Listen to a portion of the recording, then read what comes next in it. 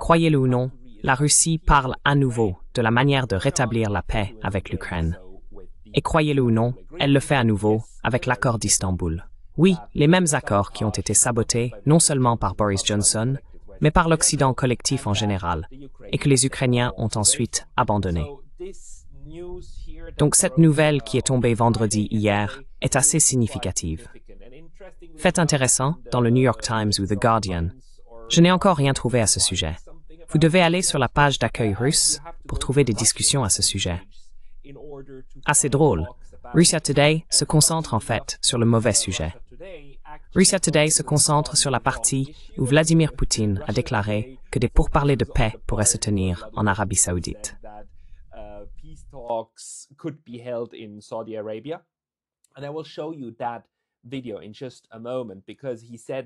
Et je vais vous montrer cette vidéo dans un instant, parce qu'il a dit les deux choses dans le même laps de temps de 4 ou 5 minutes.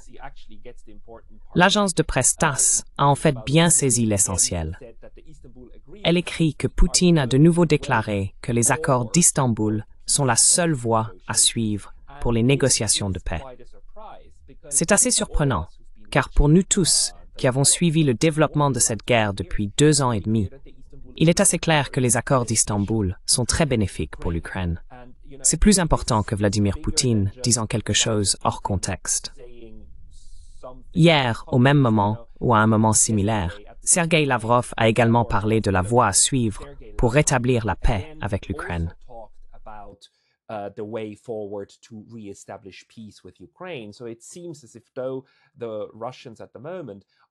Il semble que les Russes soient actuellement disposés et en fait assez énergiques à exposer les termes de base pour ce qui pourrait devenir un accord final pour rétablir la paix. Je ne diffuserai pas cette vidéo ici, car M. Lavrov parle en russe avec des sous-titres en anglais, mais Lord Debo a fait un excellent travail en résumant les 6 points principaux que M. Lavrov expose. Pas d'adhésion à l'OTAN pour l'Ukraine, et un statut officiellement neutre et non aligné que l'Ukraine adopterait. Ensuite, la restauration des droits de la population russe de l'Est, la restauration de l'Église qui a été interdite par M. Zelensky et les législateurs en Ukraine.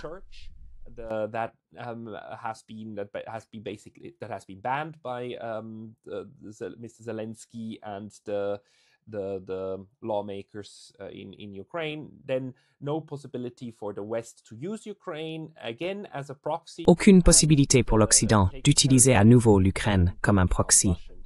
Et les territoires pris en Ukraine deviennent russes, ces 4 oblasts. C'est donc le genre de catalogue que M. Lavrov présente, tandis qu'en même temps, M. Poutine parle de la voie diplomatique concrète et réelle pour parvenir à un silence des armes. Je veux vous montrer cette vidéo, car M. Poutine met le doigt sur le point réellement important, à savoir comment parvenir à la paix et non pas seulement à un cessez-le-feu. Je vais en parler davantage dans un instant, mais regardez d'abord ces 3 minutes. I will talk more about this in a second, but please watch these 3 minutes first.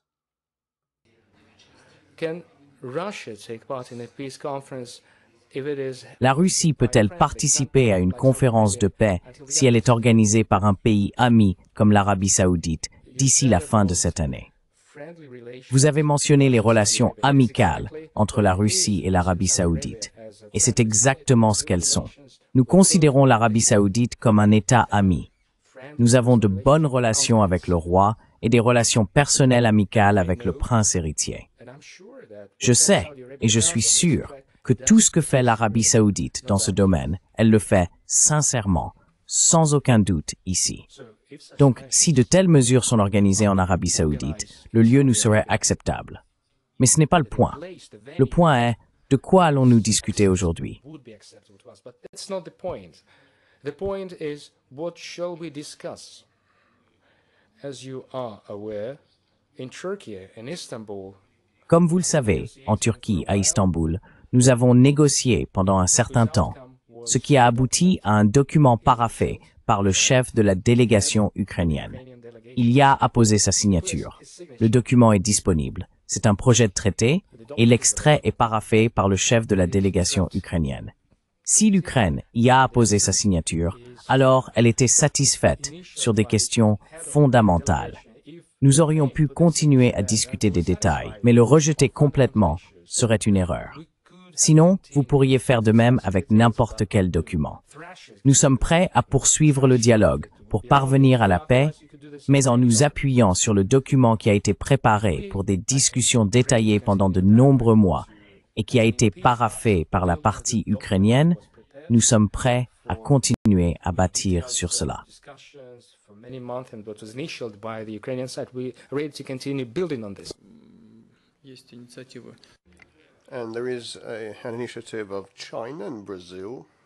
Et il y a une initiative de la Chine et du Brésil.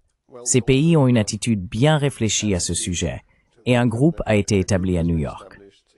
Nous traitons cela avec attention et respect, et nous savons que tous nos amis, y compris les membres des BRICS, sont prêts à conclure le conflit dès que possible, et par des moyens pacifiques.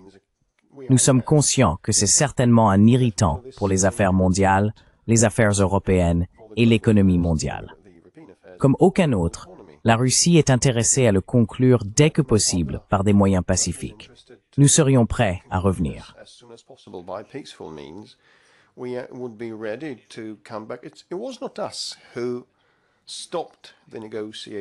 Ce n'était pas nous qui avons arrêté les négociations. C'est la partie ukrainienne qui a dit qu'elle ne poursuivrait pas davantage de pourparlers avec la Russie.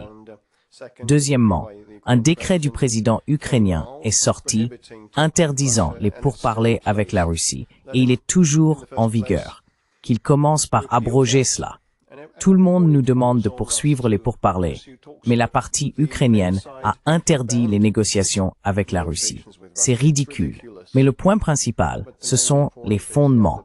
Et les fondements seraient ce projet de document qui a été convenu lors de ce processus de négociation à Istanbul.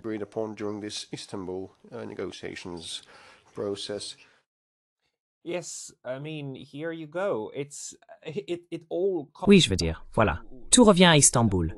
Et c'est fascinant, encore une fois, aussi parce que ce que M. Lavrov expose dans son discours dépasse l'accord d'Istanbul, n'est-ce pas? Je veux dire, l'accord d'Istanbul, du moins les versions préliminaires qui ont un peu fuité et que nous avons vues en Occident, ont également été analysées par certains chercheurs comme Samuel Charap et Sergei Radchenko dans cet article d'avril 2024. Ils montrent que l'Ukraine a obtenu beaucoup et il n'y aurait pas eu d'occupation de ces 4 oblasts. Il n'y aurait pas eu de détachement et d'annexion à la Russie. Le statut de la Crimée aurait été mis en suspens et discuté à nouveau dans 10 ans.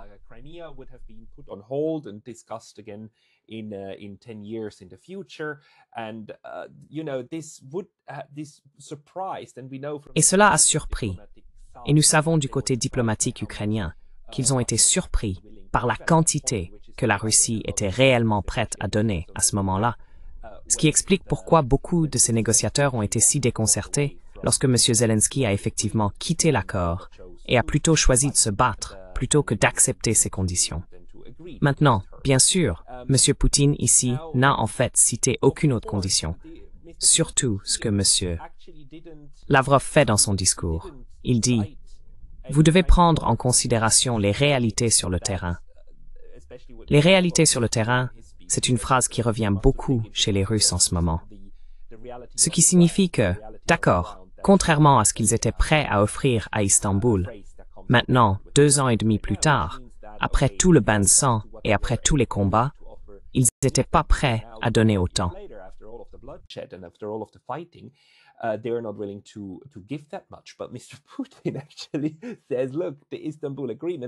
Mais M. Poutine dit en fait, regardez, l'accord d'Istanbul est toujours la base de ce qui peut se passer à l'avenir. Pour lui, tout le temps, Istanbul a été le point d'ancrage, la clé de voûte, et il a gardé cet accord secret de son côté. Il ne l'a jamais renoncé. Il ne l'a jamais montré à personne. Et ils ne l'ont jamais publié, parce qu'il veut y revenir. Et bien sûr, le cœur de l'accord est, et il est maintenant, je pense, bien compris et bien établi, bien documenté, que la question centrale est pas d'adhésion à l'OTAN pour l'Ukraine, l'ensemble de l'Ukraine, et un statut neutre pour elle.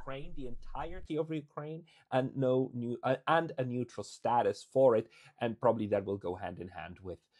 Et probablement, cela ira de pair avec des restrictions sur ses capacités militaires.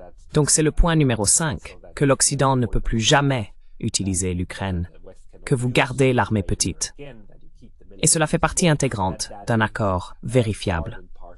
Et ici, nous avons un précédent historique. C'est plus ou moins ce qui s'est passé avec l'Allemagne dans le cadre de l'accord de réunification, l'accord 4+2 qui a été conclu, dans lequel la taille de l'armée allemande a été limitée à 180 000 soldats.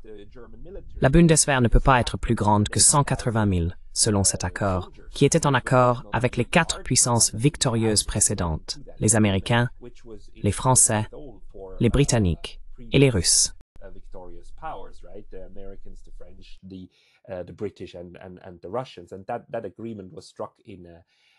Et cet accord a été conclu en 1989, de nombreuses années après la Seconde Guerre mondiale, plus de 40 ans plus tard. Donc ce que nous voyons ici, c'est que les Russes préparent en fait le terrain et donnent maintenant des signaux très clairs qu'ils sont ouverts aux négociations, qu'ils sont ouverts aux discussions, et qu'ils remercieraient même des tiers comme l'Arabie saoudite, en fait des neutres dans ce conflit. Pas la fausse neutralité stupide que les Suisses ou les Autrichiens pratiquent. La neutralité dans un conflit de grande puissance signifie bien sûr la neutralité dans le conflit de grande puissance, et pas seulement dans la guerre de tir. Mais laissons cela de côté. Les Suisses auront besoin de 20 ans de plus pour comprendre ce que cela signifie. Vous savez, l'autre côté.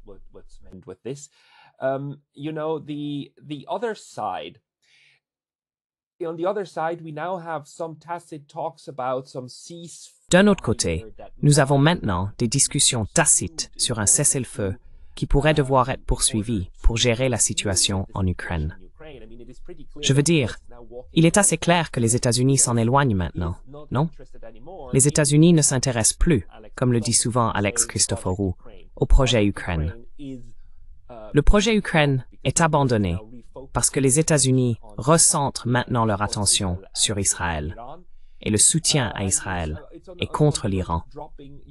Ils sont sur le point de laisser tomber complètement l'Ukraine aux pieds des Européens.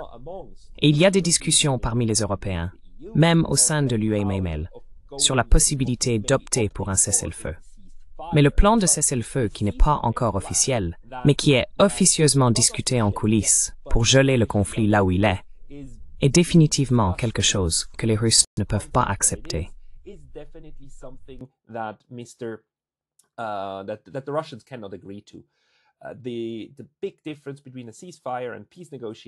La grande différence entre un cessez-le-feu et des négociations de paix est que si vous parvenez à un accord pour avoir la paix, vous rétablissez des relations complètement pacifiques entre ces deux États. Alors que l'Occident, en ce moment, sans demander à la Russie, bien sûr, réfléchit à geler le conflit là où il est, acceptant que la Russie occupe une bonne partie de l'Ukraine et laisse ensuite les Ukrainiens se retirer et se renforcer là où ils sont. C'est quelque chose que les Russes ne vont certainement pas faire. Ils continueront à se battre, car ils ont également déclaré que cette fois, ils ne retireront pas leurs forces pour montrer leur bonne volonté.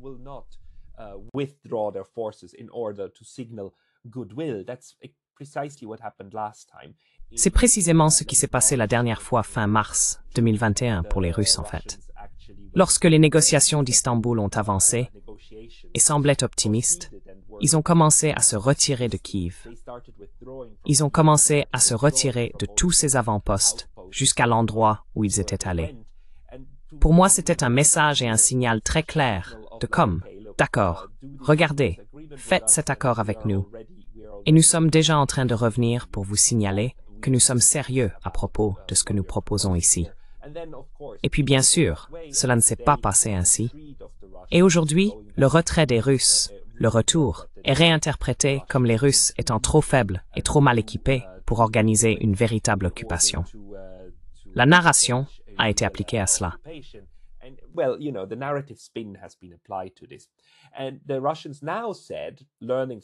Les Russes ont maintenant déclaré, tirant des leçons de cette expérience, que ce n'est plus ce qu'ils vont faire. Ils veulent négocier, mais ils continueront à se battre jusqu'à ce que les documents soient signés. Et les documents doivent réellement mettre fin au conflit pour de bon, et non le geler là où il est. Les Russes sont très clairs sur le fait qu'ils veulent que le problème soit résolu. Le problème n'est pas que les Russes veulent plus de territoire, comme l'Occident ne cesse de le dire, ce qui est absolument faux. Les Russes, depuis le début, ont dit qu'il ne s'agissait pas de territoire, il s'agit de la sécurité russe. Ils veulent donc s'assurer d'obtenir un règlement politique pour un problème politique qu'ils ont. Bien que maintenant, les 4 oblasts soient probablement aussi un point non négociable pour les Russes, qu'ils restent avec la Russie.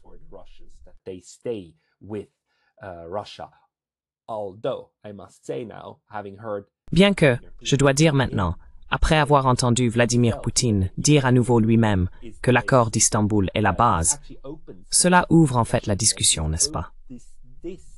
Ce serait quelque chose que les Ukrainiens pourraient dire, comme « Eh, au fait, vous avez dit qu'Istanbul est la base. À Istanbul, nous récupérerions les 4 oblasts. C'est pourquoi je suis si surpris, et c'est pourquoi je suis assez sûr qu'en Russie, beaucoup de gens seront en colère en entendant cela. Car après 2 ans et demi de combat, avoir encore la perspective que l'accord d'Istanbul soit mis en œuvre semblerait, si j'étais russe, être une véritable insulte. Bien que, encore une fois, cela soit l'offre pour ce qui est le début et le fondement des négociations de paix.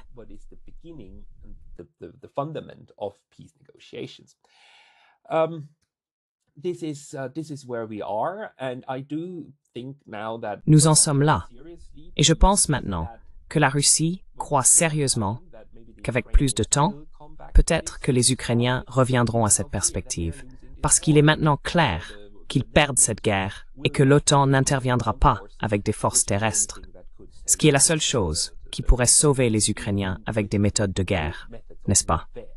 Tout le reste a échoué et échoue. Et la question est de savoir combien de temps encore le carnage va continuer. Mais Istanbul, mes amis, Istanbul, est l'assurance que des négociations peuvent avoir lieu si l'Ukraine lève l'interdiction de négocier avec Vladimir Poutine ou si elle trouve un moyen de contourner ce décret stupide. Et je suis d'accord ici que si les Ukrainiens modifient effectivement ce décret et le lèvent, ce serait le signe le plus clair qu'ils sont maintenant prêts pour des négociations de paix sérieuses. Et encore une fois, un État tiers des BRICS servira probablement de terrain de négociation. Merci beaucoup pour votre attention aujourd'hui. Thank you very much for your attention today.